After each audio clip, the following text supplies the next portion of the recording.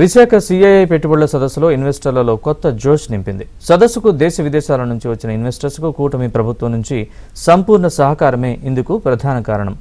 ప్రభుత్వ తీరు నచ్చిందంటూ పారిశ్రామికవేత్తలు కితాబిస్తున్నారు. ఉమ్మడి రాష్ట్రంలో చంద్రబాబు ప్రోత్సాహంతో జలవిహార్ ప్రారంభించినట్లు పారిశ్రామికవేత్తలు గుర్తు చేసుకుంటున్నారు.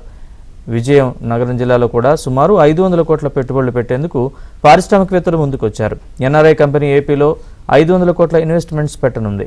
పతంజలి గ్రూప్ శ్రీ సిటీలో పెట్టుబడులతో పాటు స్థానికులకు ట్రైనింగ్ ఇచ్చి ఉపాధి కల్పించేందుకు ముందుకొచ్చింది. ఈటీ ఎలక్ట్రికల్ వెహికల్స్ సీఎం చంద్రబాబుతో ఒప్పందం కుదుర్చుకుంది. ప్రజలందరికీ శుభాకాంక్షలు.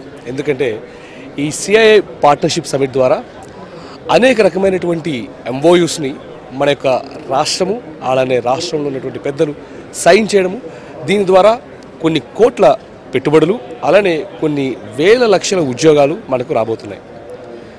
అయితే మేము కూడా మా కంపెనీ తరపు నుంచి ఆంధ్రప్రదేశ్లో ఇంచుమించు 500 కోట్లు అనేది ఇన్వెస్ట్ చేయాలి అనే ఉద్దేశంతో మేము వచ్చాం. మా సంస్థ ద్వారా ఈటో మోటార్స్ అండ్ థండర్ ప్లస్ ద్వారా electric vehicles, 2 wheelers, 3 wheelers, 4 wheelers, buses మరియు వాటికి సంబంధించినటువంటి ఛార్జింగ్ ఇన్ఫ్రాస్ట్రక్చర్ ఏదైతే ఉందో అదంతా కూడా మన యొక్క స్టేట్లో పెట్టాలన్నది మా యొక్క ఉద్దేశం.